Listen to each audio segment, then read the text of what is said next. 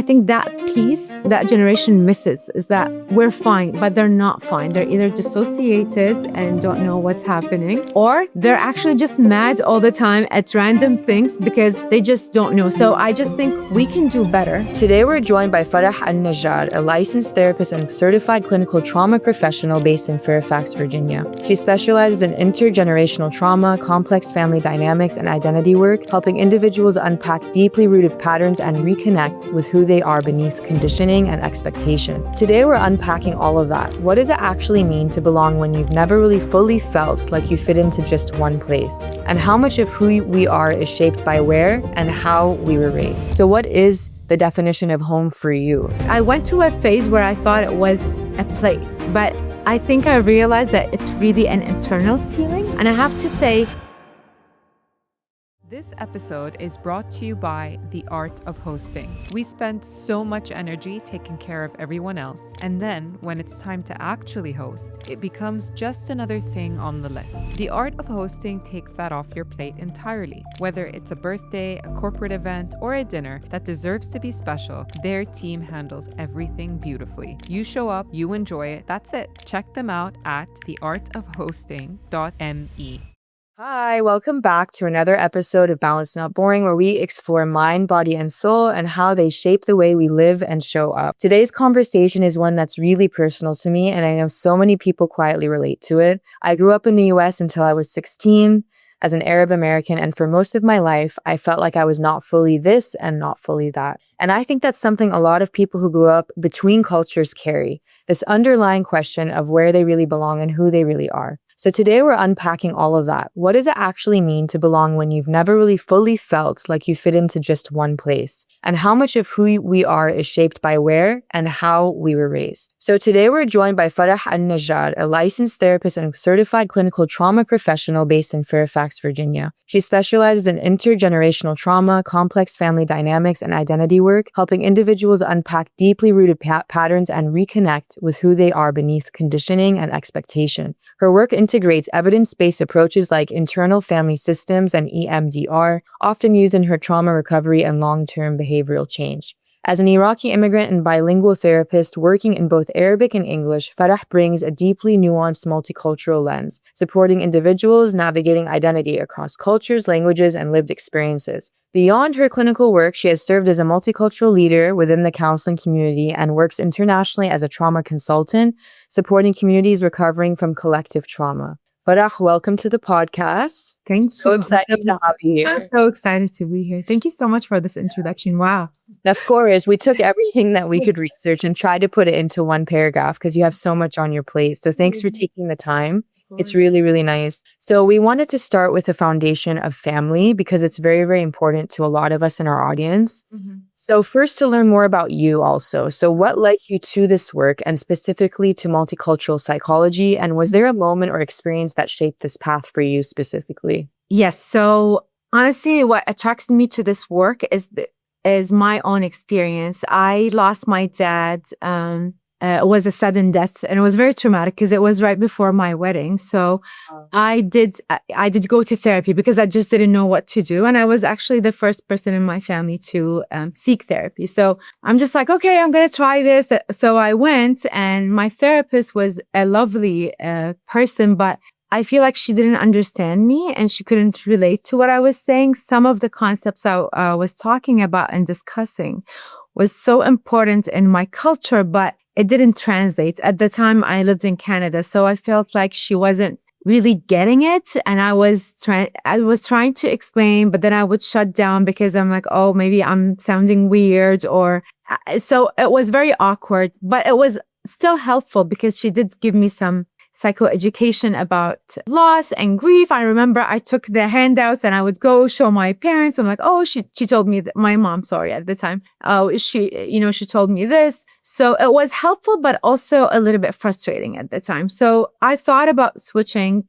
My background was actually microbiology. I worked in a research lab for a while, and in Canada. But then when I moved here, I decided to switch to psychology because it was very, very interesting to me. I had so many questions that couldn't be answered. And I was searching for answers. And I think because we have marginalized identities, we're not really the main dominant, people, or we don't have a dominant identity. So we're not, let's say in America, we're not the majority. We're not white. And I won't fit in with the typical Iraqi person because I have a very different experience. So I was just researching a lot and I said, you know what, might as well. I want to help people. I want to understand this. So I end up going to graduate school to just really understand. I just didn't really know even how to raise my kids. I was very, very confused as a young person. So that's really what led me to it. And then once I graduated, I was very frustrated because psychology and therapy is very Western based. So it's very much focused on boundaries, and which is lovely. Boundaries are lovely, but I didn't find them to be culturally sensitive. And also there isn't a lot of emphasis on repair, on how to nurture community. So that's really a big part of my focus. I'm always telling my clients, okay, let's find you communities, places where you fit in. So that's why being multiculturally focused was so important for me, because I really did want my clients to experience this. So I don't want anyone to come in and feel like they have to explain something to me. I think, and they get it. When they sit in front of me, I get them and they get me. And it's just such a nice feeling. It's just so rewarding. I mean, I think especially you going through that kind of trauma, it must have been really difficult at a young age, and then having the opportunity to speak to someone already is like a new thing in our culture. Like obviously therapy isn't very widely discussed or people don't really experiment with that. I think it's a little bit less taboo these days, thankfully. Because it's healthy to talk, about big or small traumas, whatever it is. But I think at the end of the day, like finding someone that really has lived similarly to you, like speaking with therapists maybe that have a cultural background or also were third culture kids or anything, like it's going to add another layer of support because they really understand where you're coming from when it comes to finding your identity, where you feel comfortable, the loneliness of being, let's say, an immigrant or expat somewhere. So all of these topics we'll discuss in more detail because a lot of our audience have either lived in multiple places, or even if it is UAE or the US or Canada or UK or whatever, they might feel like a minority or feel slightly different. So we need to find ways to accept that, there's no right or wrong in how you live your life, but just accepting it is what it is and making the most of it in this unique situation. Yes. So, what about you when you were growing up, obviously, like, were you living two different identities and one was at home and one was outside? So yeah, I guess you grew up in different countries. Obviously, you can walk us through that because you've had a unique journey. So how did you really feel like, what was the most real for you in your identity? How did that go for you? It was complicated. I have to say it was complicated. I was lost. I felt lost most of my, growing up because I was born in Iraq. And then when the Iraq-Iran war started, we moved to Kuwait. And then when the Iraq-Kuwait invasion happened, we had to flee Kuwait and we moved back to Iraq. And then the Gulf War started and then we had to leave Iraq to go to Canada, escaping the war. So I think I always felt different in a way, and that I always felt like it was complicated for me because in Kuwait, it was lovely. I loved growing up there, but also I'm like, okay, but people would ask like, where are you from? And I would have to explain. So, and then when I moved back to Iraq, it was even more complicated because I thought, oh, I should fit in here. But I spent up until middle school and or late elementary school in Kuwait. So that was also a hard adjustment. And that was the hardest adjustment because your expectations are that this should be home and this should be easy. So that was a harder adjustment, I would have to say. And then moving to Canada was a very big shock. And it was just very disorienting to me. And then I moved again. I moved to the UAE and then I moved to the US eventually. So yes, my whole life. Global citizen. Yes, I am. I would say I'm a global citizen. That's why I love working with people from different places. And I'm always so interested in what their experience was like. But yeah, I would say the first 30 something, years of my life, I was very lost. I was very lost and very confused. I still got married. I still had kids, but I was raising them and also being confused about my own identity. That's why I decided to go back to school and research this really more because I'm like, I don't know what to tell these kids. I don't know. I don't know myself. Yeah. And I think that that's really interesting of like, you lived this experience. So each country you lived in made you feel slightly different about yourself. And I actually kind of relate to that. Obviously, growing up in the States, then moving to UAE, and then coming back to the States for undergrad, and then going back to UAE for working, back to US for master's. Now I'm back in the UAE with my family, like, getting married, going back to UAE. So all these things back and forth, back and forth. But it's funny because you can adapt, but you also take with you every chapter in that new experience. So you're always evolving. You're not the same person. No, you're not. And that's the thing. You're a different version every time you're moving. And also you're grieving every time you're moving. And that's what is so hard about this experience, because there's so much what we call in psychology ambiguous grief, which is grief that you don't see it. It's not tangible. It's not like someone died or something really, you lost someone. It's just, you're saying goodbye all the time. You're making new friends. You're grieving your school. You're grieving your place that you lived in. So there's so many you're grieving on multiple layers, yet people don't talk about it. So then we end up not processing this grief and it shows up somewhere else. So you would have maybe a big reaction and somewhere very random, or you get really depressed. It's because you're really suppressing a lot and you're not processing it. That's interesting because, for me, I can see that. Every time I leave the States, usually in the summer we visit, it's like my first home. So I'm always feeling some sort of bittersweet feeling. Yeah. I have a life here, old friends. I see my old schools. Like, I feel so nostalgic. Yeah. But I know I've changed since those years. So it's a new me visiting my old kind of environment. So when I go back to UAE,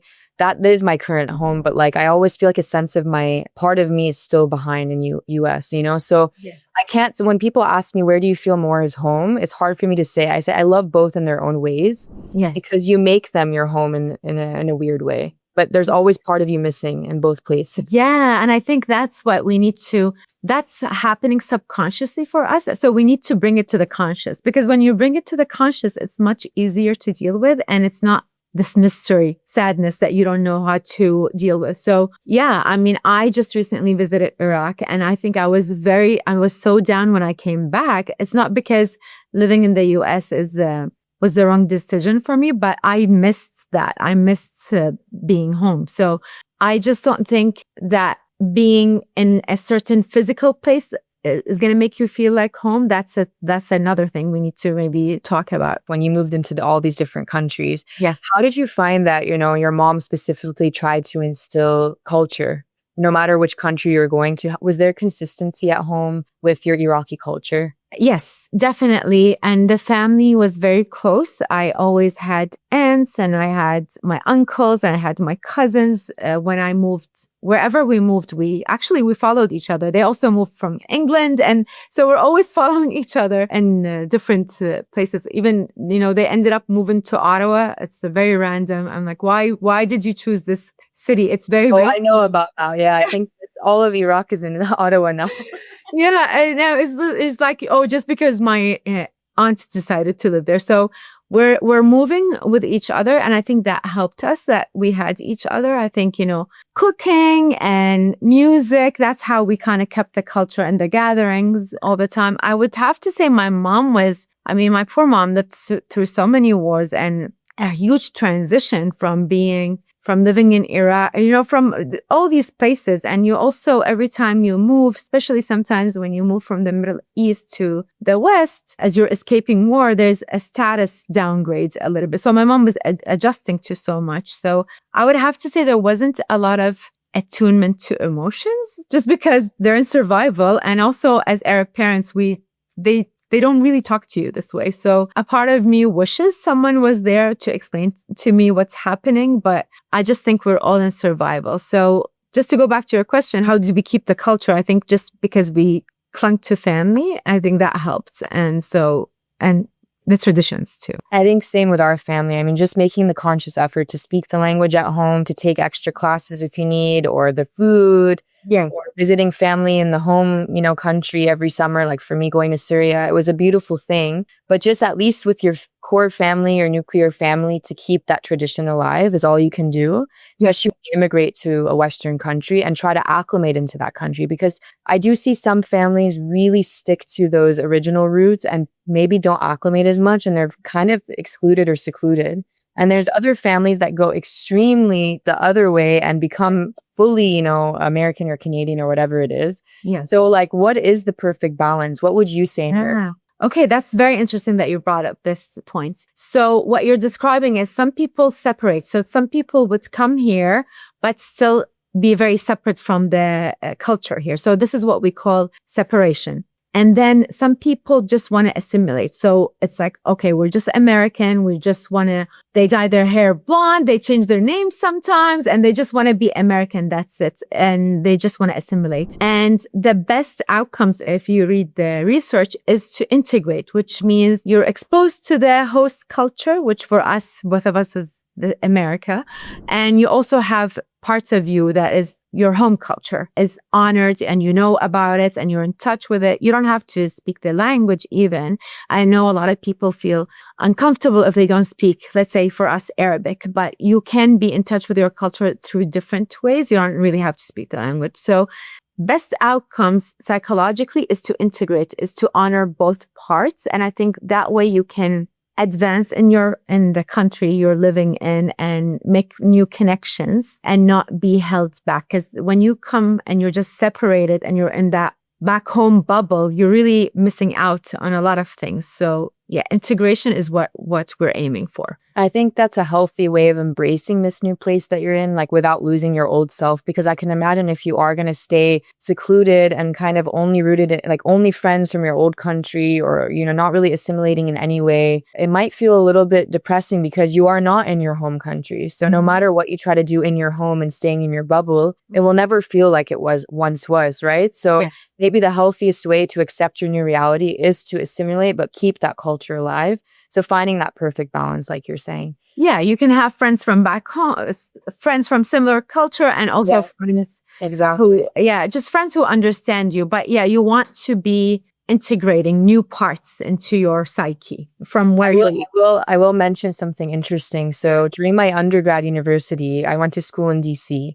And I did join a sorority. Okay. So I was part of that life, but then I was coming from Dubai at the time because I went to high school in Dubai. So I still had that sense of I'm an international kid, but then I remember my American self from high school and younger years growing up in the States. Yeah. So I was with the sorority and loving that American life and, you know, like your typical, what you would imagine it to be like, but then also like seeing my international friends after that or on the weekend and like balancing that. And that's when I had a huge crisis where I'm like, who am I? Am I like the all-American or am I actually the international crew? Like what is going on here, you know? So at one point I accepted that, listen, I guess I'm going to try to say I'm lucky to have both sides that can fit in with both groups, but I won't lie. Of course, sometimes I felt like I didn't really have my core niche because I was always with different groups. I was not, you know what I mean? Like I was trying to be that social butterfly, but it can be lonely sometimes. It can be. And this is what we call code switching. It's because you are scanning and that's what we get good at as, you know, we can call it third culture kids.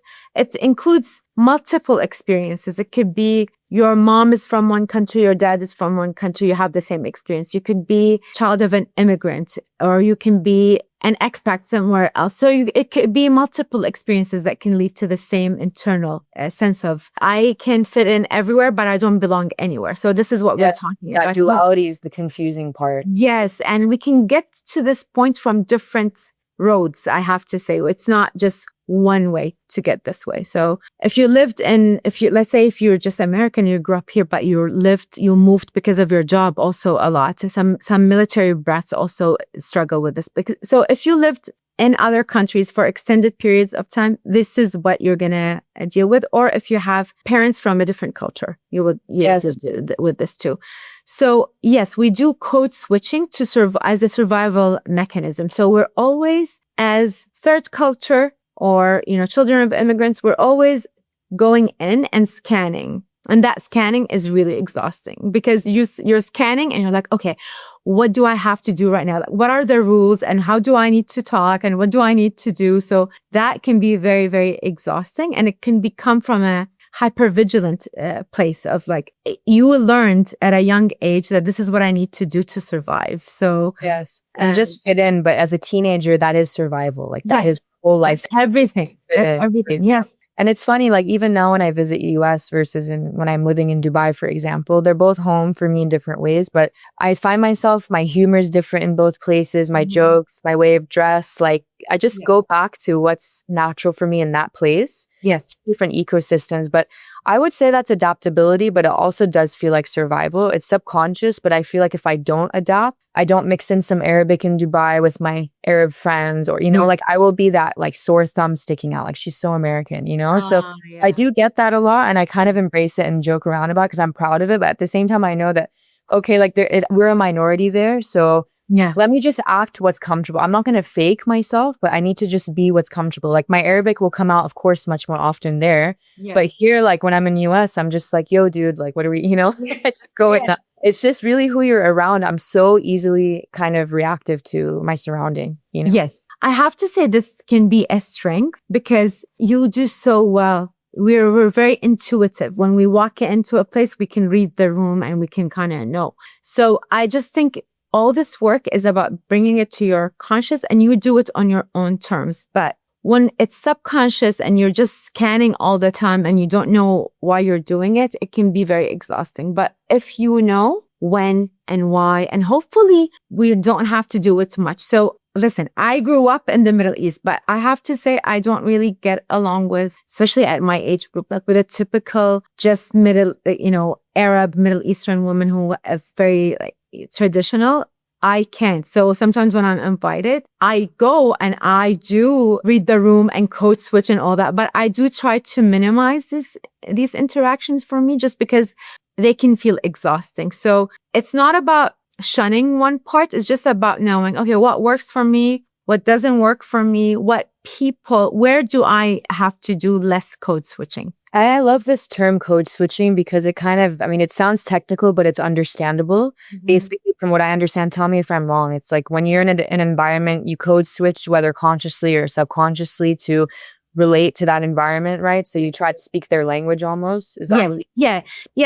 Every group you walk into, in every group or gathering, there's a group dynamic and a code that is unspoken, but you kind of know. Like these people, we talk about this.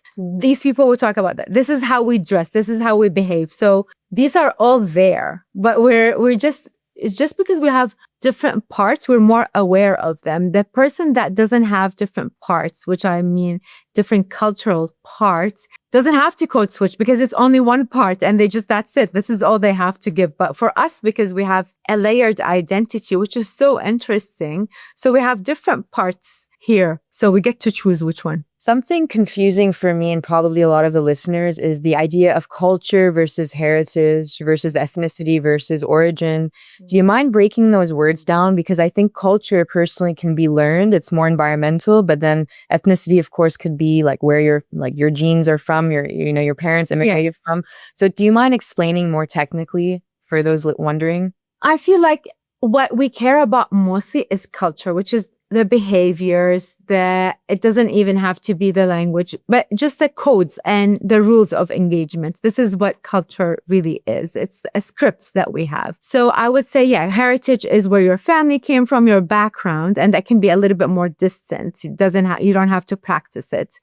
And you said, and ethnicity is, I guess it has to do a lot with race and where you're from, and that can be very debatable. But I have to say, culture is what we care about the most. It's about the rules, just a set of rules. How do we act? What is good? What is not bad? Rules and expectations. And these are very negotiable. Most people think they're not negotiable. They're very negotiable. So someone at some point decided this is how we act. Let's say in Iraq, in Syria, like this is what a woman acts like. So I'm always also talking to my clients about these are negotiable. Honestly, even if you think they're really not negotiable, there is some wiggle room and you get to decide what a good woman, what's a definition of a good woman or a good daughter. You get to decide. So a lot of these require work. Yes, definitely. Because I think on that subject, you mentioned earlier the difference in how, let's say, immigrant parents, when they go to a new country, they're usually fleeing something or they're looking for a new start, or there's a reason behind that huge life change. Mm-hmm. So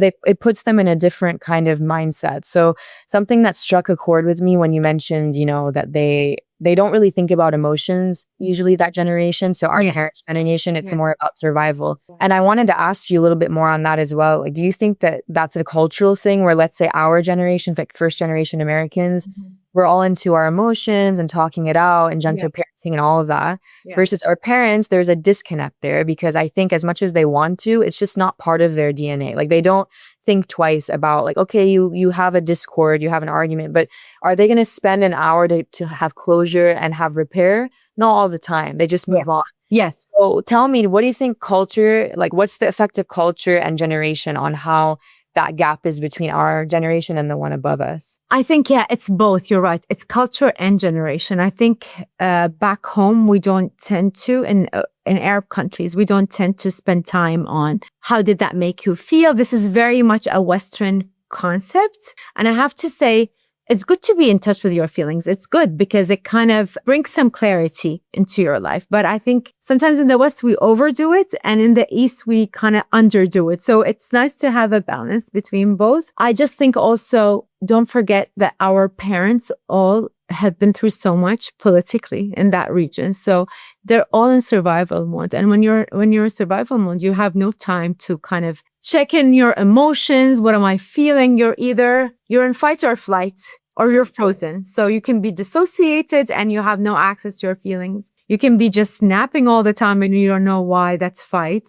Or you can just be, you have no access at all. Like you just feel frozen. Like honestly, you just feel like stuck. So just looking at the history, they've been through so much. So there's no space to process things. And it's not a right or wrong. I've come to understand. It's just the way it works and how it affects their reality for their experience and their truth. How are they going to, everyday things, how do they like navigate their daily lives? Like, because you're surviving. Do they move on quickly? Do they, they look past small issues versus, like you said, the Western ways to really, I think, overanalyze sometimes, bring in your inner child in every single thing. I get there to be a balance of that a little bit and not overdo it, because living in the past, being stuck in the inner child every second of your life is also a bit draining, right? So you need to take from that, learn from it, and then try to integrate a little bit of emotion. Like now with my kids, I think I'm taking what my parents taught me and then also adding another layer of the repair. So if something happens, let me just focus an extra few minutes later on in the day of going back to that incident and discussing, hey, this is what happened. What can we do next time? Yeah. Or, mommy shouldn't have been so snappy. I just didn't sleep well. Next time I'll also try not to, be irritated as easily or whatever. Amazing. But I'm okay with admitting fault. So that's something I think our generation is learning what to do. That's really nice. And I have to say, being in touch with your feelings does not make you weak. I think that's what that generation thinks, is that, oh, you're going to therapy, it's because you're weak. No. You're going to therapy because you're strong. You're actually understanding what's happening, understanding ways to break these cycles, just understanding yourself better. So going to therapy and dealing with your feelings is not about victimizing.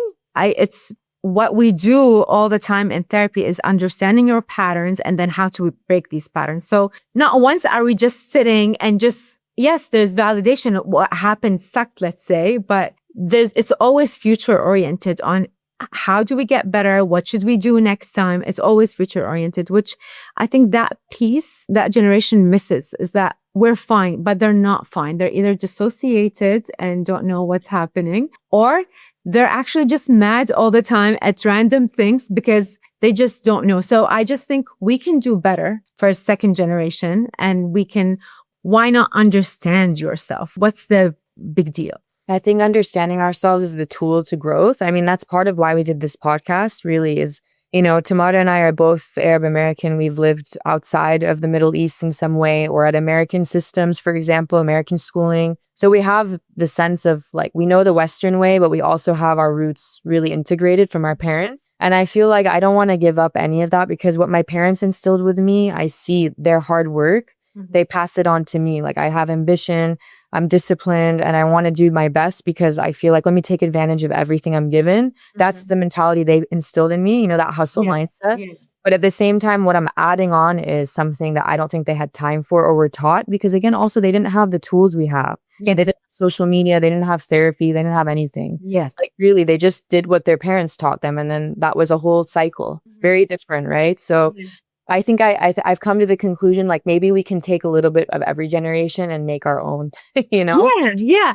I think, their message is we're tough and we're resilient. And yes, you can be tough and resilient and still learn and process your feelings and be in touch with your feelings, because then you experience more joy. Then you're not so randomly being triggered and people don't know what's happening, because that's what happens. Then you're not reaching when you retire, 60s, 70s, and then you're miserable, because you see a lot of this when they're getting older and they're finally slowing down and they're very resentful because they haven't processed a lot of things. So things just resurface when you start slowing down. So we want to prevent. Like you said, we can do better. Why not do better? So something you mentioned on your Instagram, one of your posts, was about how, you can be in different environments and always feel like you don't fully belong, but you need to focus on the inside, on like what really intrinsically rewards you. Like, how do you define your own identity with your morals, your values? I remember this post. So basically, let's say someone's stripped out all of these external things like culture, expectations, environment. Who do you think you actually are? So how can you look inside to define what's your identity? Yeah. I think the main part that we need to realize that it's complicated. So don't expect it to be easy. Like you're born and raised in one place and your parents are the same race and they come from this, like the majority culture. So if you were what we call monoculture, one culture, it's easy because you don't have a reference. There's no other way of doing it. This is the only way. But if you have different parts, it's more rewarding and interesting. And you kind of crack the code. You're like, oh, here they do it this way. There they do it. We know there are options. So, and we have these parts inside of us. So it's not going to be easy. However, it can be very rewarding, and it just requires a pause and work and kind of giving attention to all your different parts and kind of listening to every part. Like, what does it want? So let's say for me, I live in America, and I love the structure of like going to the gym, working out, sleeping on top. I love this. I really do love this, but very Western. I love it.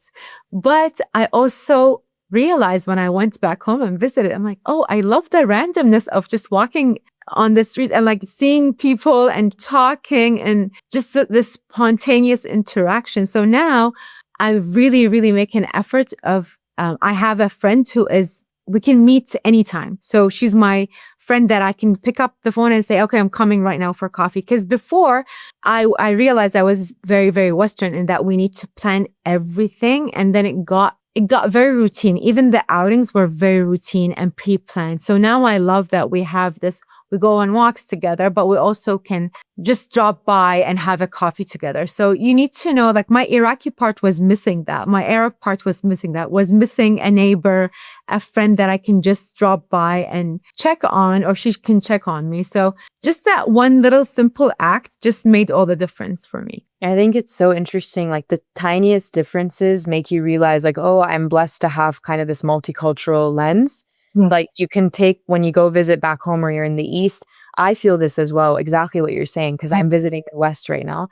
And I know how planned. I have literally dinner plans I just made for 2 weeks from now. Yes. In the East, it's like tonight, like let's go. You know what I mean? So I don't know. And I can acclimate to it, but I still find that my roots are a little bit more like, you're anchored one way. So I am more of a planner, but that's also me, like type A planner vibes. But I think I've had to adjust that, like you said, code switch to be a little bit more like flexible, integrated. So again, it's very interesting how you notice that. But we're so lucky that when we do visit those places, we can get that sense of what you're missing, Yes. Yeah. And I have to say, Judy, it depends on the phase of your life. So because you have kids and you have a routine, you have to have a routine. So of course you crave this. I remember when my kids were younger, I loved it because, we go to bed this hour and I go to sleep and you need your rest. So I feel like maybe once they're older, and you have a lot of free time, you might want more it depends. I wasn't like this. I just recently, because my kids are older now and I have more time in the afternoons, I'm like, oh, this is what I would like to see. more. Yeah, I can see that changing. And it's actually interesting. Like my parents who are in their 60s are going out way more often than me and my husband are. And we're like, wait, how did this switch? Like, Yeah. and because they have that free time and they've done their duties. So my parents are like, let me explore, let me travel, let me go out late every other night. Like they can, Yeah. So it's about what phase of life you're in, I think, that shapes your priorities and how much sleep you really care about. All of things, Now I'm just like, I need as much routine as possible to feel alive and sane. You do. You're in survival because you have a little, you are. It's crazy. Like their priority and anything extra is for us. You know what I'm saying? That's how it feels right now. So they say it's temporary, but it is temporary, but I know it feels so long. I understand. Yes, it really is. And they tell you, oh, when they're older, you look back. And I'm like, no, it was long. You're like, no, I'm happy with them being. And I'm trying to embrace every phase has its pros and cons. Yeah. So back to the home aspect, you did mention a little bit about when you go home, you feel this spontaneous kind of lifestyle kick back in. So what is the definition of home for you? And when someone says, where are you from? How do you answer specifically? Yeah. That's always a very complicated question to answer. I think I went through a phase where I thought it was a place. So I would visit different countries. I was doing my research. I'm like, maybe Egypt, maybe Spain, maybe here. But I think I realized that it's really an internal feeling. This is what I realized after all this research. It's an internal feeling. Of course, when I went to Iraq, it was nice to speak the language. It was really nice because everyone speaks the same. The accent is the same. But still, I miss my routine, let's say. So home is a feeling that I take with me. And I think I have my friends and my people who anchor me. So I have a few friends who are anchors for me. So for example, 2 of my best friends from back home, I'm still very, very in touch with them all the time. And we're always meeting at least once a year. We're always in touch. So I feel they anchor me to my past self. And I have my friends here who understand, and I don't have to code switch and get it. So, that neighbor I was talking to you about, I have a lot of friends that fits the different places. And I'm not code switching. It's just they get it. So I feel like more integrated right now. So for example, I always wear my fa, which is the first letter of my name in Arabic, because that kind of signals, I am. That's a part of me. And if you come to my office, I have elements of back home in it. And I have the tea, and I'm always, I'm always like offering my clients, what do you want to drink? Because I feel like that's a part of me that I love. Yeah, exactly. So it's like very Arab. Like, what do you want to drink? What do you want to do? So I feel like everywhere I go, I'm integrated, and I have different parts of me that come with me. So my spices, my music, my people, they're just with me right now. So now going anywhere becomes much easier because I'm not expecting an external place to fix it for me. I'm curious too, with your own kids, how are you instilling culture with them? Because I know when I grew up in the States, it was actually, we weren't as prideful and there was no social media. So we weren't like, all like I wasn't flaunting my language. Yes. I was kind of subconsciously hiding everything. Dubai is different. Like everyone is proud to be from which country they're hailing from there. And it's actually beautiful. It's a melting pot. But I'm talking about the States specifically. I was kind of quietly trying to fit in, even though I looked Arab, Mm-hmm. When I would visit Syria, people knew I immediately, like, this girl's style is American. She looks American. Dubai, they'd be like, where are you from? I would say, oh, I'm American. They're like, no, you're not. Like, you're Arabia. Yeah. I'm like, Syrian, but like, so I think for your kids now in the States, I'm curious, this generation, Gen Z, how are they integrating? Are they prideful of their heritage? Are you trying to put them in extra tutoring? Like, are you doing extra steps? Or how, maybe on their own, they're happy. Let me know, like, what's your experience? Yeah. I feel like Gen Z, I don't know, from my kids' perspective, I feel like they're more open than I think, because before there was no social media and people didn't talk about these things. In let's say your generation, in your time, I think that was very hard. But I do, Judy, make a very conscious effort to stay in an area that is diverse and that are people like them. So my husband wanted to move a few years back, and I said, no, absolutely not, because the school is very diverse and they have a lot of Arab Americans. So that helped them so much, because I see in my clinic, in my office, when I see clients, if you grew up in majority, let's say white, or you're not represented, then you have kind of more of an identity crisis. But if there are people kind of like you, they don't have to be exactly like you. It doesn't have to be Iraqi American. It can be just Arab or, or just like people from different places. It just helps so much. So I think the diversity in their school is helping so much. In fact, So they don't feel like they're a minority or alienated because they already, I think also East Coast, you guys, from what I remember of being in DC, there's a lot of Arabs there, which is just from a perspective of growing up in the States. You can also find the beauty in relating to other cultures. So even if it is American white type of culture, some people nowadays, especially more than my time, I think, are so interested and intrigued. When you invite them over, they love your Mediterranean cuisine or Iraqi food, for example, whatever. Because there's social media, there's actually people all kind of integrating into each other's cultures. It's more spoken about. It's more celebrated amongst the Gen Z, especially. I'm not talking about boomers and all that. It really depends, Yes. But I think generally I'm seeing more openness, and I have family members that are living in places that are predominantly more American white, like you're saying. And I think that I see that they're really well integrated, like the Arab family that I have. I'm like, wow, like you don't see a difference. I think that they really embrace each other. And I find that beautiful. I think this whole segregation element is getting minimized with every generation, just because there's beauty in kind of going against what we were taught generations back or what these taboos were. Like now we have things to open our eyes and really learn the right things about each heritage. And it's about the parents and what they teach their kids. If you want to move to another country, how do you assimilate? Let's be open to all races, all cultures, because you can learn so much from each other. I grew up here, even in my time, my best friends were Persian American because the Arabs were minority. There were way more Iranians. And it was beautiful, like how much in common we have at the end of the day.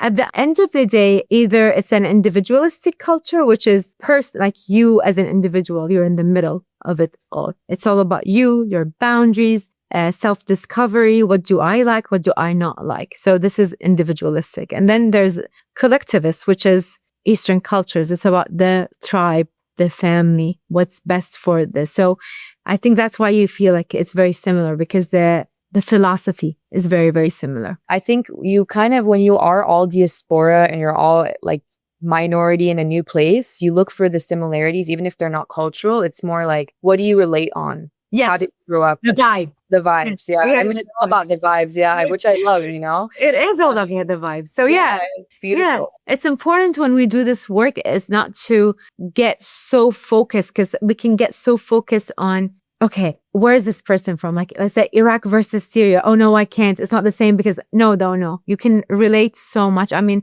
actually, when we lived in Iraq, my parents' best friends were all Syrian in Iraq. So it doesn't matter. You can fit in with anyone. It is about the vibes. It's about like, where do you feel like yourself? And I think UAE's done a great job specifically in harboring that. Like my high school when I went there was literally from every single tiny to huge country you could think of. And I had best friends I thought I would never have. And we were all more similar than we thought. So taking out stereotypes is one thing. I think having an open mind is another thing, whether you're in Canada, the States, UAE, like you need to be open to learning from other cultures and just blending in with others. So I wanted to ask you towards the end now some rapid fire questions to get to know a little bit more about like quickly what you think. So try to answer in one sentence. I know it's hard, but what comes to your mind immediately? So one Arab tradition you hope that never disappears? Hospitality. Oh, I love that one. Yeah, very, very true. One thing people misunderstand about third culture Arab? That they're all the same. We're very diverse, even as third culture. True. A place that feels like home to you? Recently, Egypt. Really? Yes. Elaborate on that one. Yeah. So why Egypt? I feel like I was both. I feel like I could speak Arabic and no problem. And I had no problem telling people I live in the States. I don't know. I felt like there were less triggers than Iraq, because in Iraq, there are expectations of, I have expectations of how it should feel, what it should look like. I have a lot of expectations because it's like your mom, you have expectations of your mom. You don't really have expectations of your fun aunt, really. So that's how I felt in Egypt. Yeah. I felt like I was fun and free. I think Egyptians in general and going to Egypt is a fun experience from what I've seen, and my family that have moved there in the past from Syria as well. They're fully Egyptian now and they're embracing life, It looks like such a fun experience. Thank you so much. A cultural value that you're most grateful for? I said hospitality, but cultural value, I think resilience. Yeah, we're very resilient people. Very relevant today even. So I agree. one piece of advice for someone navigating identity between cultures, whether their parents are from different Yes. places or moved around, what would you give them advice? Don't try to find one narrative to fit into, because you are more than one part and you have different parts. And that's actually a strength. You can be very creative. There's so much that you can add to every room you're in. So don't expect it to be simple. It's kind of complicated, but it's okay. You can figure it out, but just spend time internally reflecting. That's beautiful. Yeah. I think remembering that you're more than just your looks or what your heritage is or on paper, what you look, like the things that are black and white. I think there's so much more deeper layers if you just maybe conform your identity to more than just one thing, which is hard to do, but you have to do the work, I think. You have to explore what makes you happy or talk through things. Yes. Therapy is a great place, or other friends in a similar boat. Again, not from your exact culture. It could be another, but similar, right? Definitely. So opening up, because it's a lonely space, Yes. And listening to this, it's because it's a marginalized, like we said, it's a marginalized identity. It's not a major one that everyone did so much research and people are outspoken. And I have to say, as Arabs, we don't peak as much. We don't tell our stories as much. That's why I love your podcast. I'm so proud of it, because you're putting your voice out there, but we tend to hesitate. Yeah, we're trying to be vulnerable. And I think I'm not going to lie. Like sometimes I'm like, I'm being so open about my feelings, because it's not in our culture. I didn't grow up. Like we always were like, don't air your dirty laundry. You never want to be. But I don't think that that's the way to grow or relate to others or make a difference in the world. And our generation, I think, is moving down to, like, we're making that shift and we're open about it, So Gen Z is even more. So hopefully, like, we are the catapult into that, but we have to be open to start somewhere. Yeah, we have to tell our stories. We have to start. Exactly. So what's one thing you want to leave our audience with? You obviously being a therapist, and I know you're based in the States, but let's say our listeners in UAE or in GCC in general, Levant, anywhere in the Middle East, can they reach you virtually? How can they get in touch? Sure, they can. I have my Instagram account and I'm going to have my website too. We do have a coaching. So I have my private practice. I have a group practice here, and I do have this coaching business also. Okay. Oh, it's two, therapy and coaching. And I have actually created this guide for multicultural, third culture kids. It will help. And I will be offering more programs for people self-paced who can't access therapy, who can't do coaching sessions. They can do their own work. I think that's really helpful. We will be sharing the guide through the video and also through our Instagram. So obviously we're excited to be able to use it. And we want to thank you so much for this conversation. It's one that so many people feel like they don't have always the words for, or don't feel comfortable sharing. There's also, I think, the aspect that's important of guilt. Like sometimes when you complain about, I don't know where I belong because I've been around different countries, or because it's a privilege to have lived in different places. So you kind of feel guilty admitting that sometimes it's almost feels like a weakness to not feel like you belong in one place. Yeah. But actually, I think it can be this and that. You can more in having that one full identity, but you can also be excited and take that to your advantage and leverage it, whether through work or through making more friends or being adaptable. So there's both aspects, which I think you can speak to more, Yeah, I mean, there is grief, like we talked about. There's always grief, but there's so much creativity. There's so much openness. You're very adaptable. So there are both, but when you have time and space to process the grief and understand your experience, it gets so mumuch better. So all I'm saying, what I see online is usually people just saying, you just fit in everywhere and you don't belong anywhere, and it stops there. But I'm here to tell you, it doesn't stop there. You can work on it and it can get so much better. Thank you so much, Farah, for your time. This was really insightful. And I think this was so relatable for so many of our listeners, in their own ways. So we will link to all of your information in the show notes, and we can't wait to speak with you again soon. Thank you so much. Thank you.